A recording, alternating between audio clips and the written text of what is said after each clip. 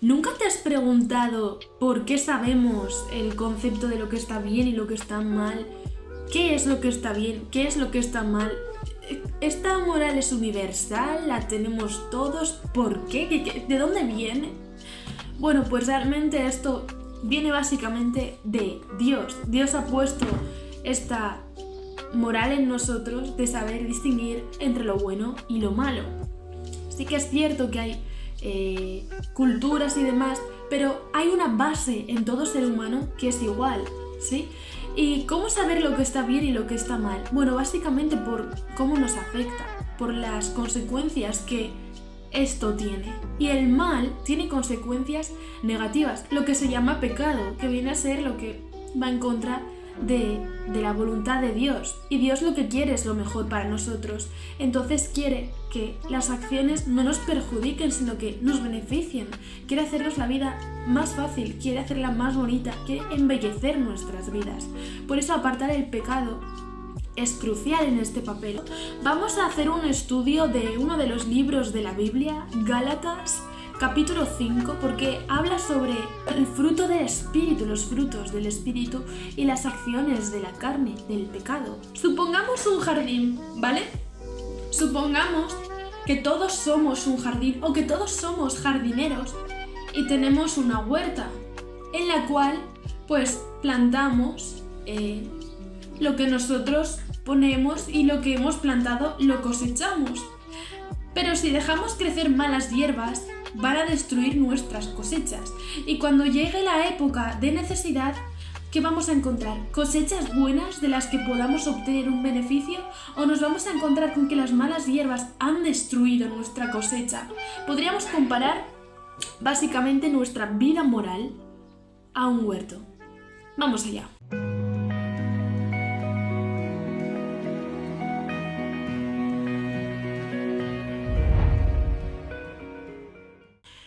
Muy buenas queridos, bienvenidos a mi canal, mi nombre es Alaitz y hoy vamos a hablar sobre Gálatas 5 en concreto, ¿no? Las acciones de la carne, del mal y las del bien, los frutos del espíritu. Este estudio es muy bonito porque si todos aplicáramos poco a poco las acciones del espíritu, las verdades de Dios, nuestras vidas cambiarían poco a poco. Bueno, antes de nada decir, este huerto no tienes por qué trabajarlo tú solo, no tienes por qué verte abandonada en medio del jardín, porque realmente el jardinero aquí es Jesús. Y este es el Evangelio y es la diferencia entre Jesús y el resto de religiones. Por eso Jesús es un Dios realista, porque reconoce que somos imperfectos y que por nuestras propias fuerzas nos es imposible ser buenos. Porque ¿quién es bueno? ¿Quién es 100% bueno? ¿Hay alguien que nunca se haya equivocado, que nunca haya mentido, que nunca haya sido envidioso, que nunca se haya enfadado? Creo que no. Creo que todos hemos cometido errores, no lo creo, es más, lo sé. Todos nos hemos equivocado y precisamente por eso necesitamos del Doctor Jesús. Tú cuando vas al médico es porque te pasa algo. Tú no vas al médico cuando estás hiper mega bien. Pero claro, para que alguien te cure o que te traten una enfermedad, tienes que reconocer tu enfermedad. Voy a traer una cosa. Dadme un segundo. Bien, allá voy. Hoy os traigo un experimento, ¿vale? Vamos a suponer que somos esta taza de aquí, lo que viene a representar nuestra vida superficial o cuando no queremos reconocer nuestra realidad.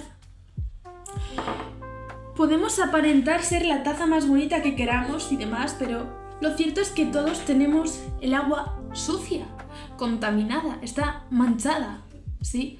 Nadie tiene aquí una moralidad perfecta, porque como he dicho, todos nos equivocamos.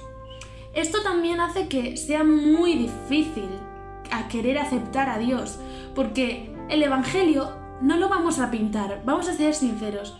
En el Evangelio no es que sea todo tan bonito y ¡ay, qué bueno es Dios! No, es que el Evangelio empieza por reconocer que estás mal, que estás moralmente mal. Y eso no es agradable. El Evangelio es pasar de ser una taza bonita a ser una taza transparente, lo que implica que se exponga tu suciedad. Aquí podrías aparentar tener un agua 100% transparente, te da igual. Pero lo cierto es que cuando te acercas a Dios, básicamente te haces vulnerable, reconoces tu incapacidad. Eso no es fácil porque eso requiere de una humillación. Por eso para acercarse a Dios hay que matar el ego. Literalmente tienes que morir a ti. No es agradable, obviamente no lo es. Obviamente nadie busca o acepta esto de forma tan tranquila, es incómodo, pero la verdad, no tenemos que pintarla ni que, ay sí, es que esto es muy bonito. No, el evangelio es así, esta es la realidad. El evangelio requiere de una humillación, de la humildad de reconocer, si mi orgullo y mi ego los dejo aparte y reconozco que estoy mal. La única forma en la que tú puedes sanar una enfermedad es reconociendo que tienes un problema. Pero aquí viene lo bonito. Que Jesús, como un doctor, no va a coger y te va a juzgar y a criticar por tu suciedad, por tu maldad, por tu pecado. Lo que va a hacer es darte la solución. Un doctor no se va a reír de ti o te va a juzgar, pero ¿por qué tienes esta enfermedad? Haberte cuidado. No, el doctor te va a decir, bien, hemos detectado esto, vamos a llevar a cabo X tratamiento, ¿vale? Para que puedas curarte y sanarte. Eso es exactamente lo que hace Jesús. Y eso es lo bonito del evangelio. Pero claro, todo comienza por reconocer nuestra imperfección, lo que requiere de humildad. Y hoy en día en una sociedad tan egocéntrica en la que vivimos, porque vivimos en una sociedad donde se nos hincha el ego completamente, es muy difícil aceptar a un Dios que te hace vulnerable, básicamente. Te haces vulnerable ante Dios. Muestras tu realidad. Y esto no es agradable para nadie. Pero qué precioso es, y lo voy a hacer. Lo voy a hacer porque he visto muchos vídeos de esto y además es muy chulo. Lo que hace Dios con nosotros. Vamos allá. He visto esto en muchísimos vídeos y es una realidad. Y es que acercarte a Dios y llenarte cada vez más de Dios implica, sí, reconozco que estoy contaminado, contaminada, pero Dios nos da de su esencia, nos purifica poco a poco, al punto de que nos va llenando tanto de su esencia que va desapareciendo nuestro mal. Y es entonces cuando, en un proceso, por cierto, nada fácil y doloroso, es un proceso doloroso en el que tienes que negarte a ti mismo, rechazarte a ti mismo para dejar fluir a Dios en ti. Y eso no es nada fácil, pero es el día a día del cristiano. Es un proceso en el que Dios te da la pureza que necesitas y te la da a Él, no te la da nadie más. Dios te la da. Y esto, amigos, es el evangelio. Ahora vamos a ver lo que dice Gálatas. Bien, pues vamos allá, ¿no? Voy a sacar el cuaderno de estudio bíblico y nos vamos a poner aquí a tope. ¿Qué dice Gálatas 5? Versículo 16. Las obras de la carne y el fruto del Espíritu. Dice así: digo pues, andad en el Espíritu y no satisfagáis los deseos de la carne, porque el deseo de la carne es contra el Espíritu, se opone, ¿vale? Y el del Espíritu es contra la carne, y estos se oponen entre sí, para que no hagáis lo que quisierais. Pero si sois guiados por el Espíritu, no estáis bajo la ley. ¿Qué significa versículo 18? Pero si sois guiados por el Espíritu, ¿no estáis bajo la ley? ¿Qué quiere decir esto? ¿Cómo que guiados por el Espíritu? Esto me lleva a mi versículo favorito de la Biblia, o uno de mis favoritos, que os voy a compartir. Primera de Juan, capítulo 4, versículo 18. Dice así, atentos, es un juego de palabras exquisito. En el amor no hay temor, sino que el perfecto amor echa fuera el temor, porque el temor lleva en sí castigo, de donde el que teme no ha sido perfeccionado en el amor.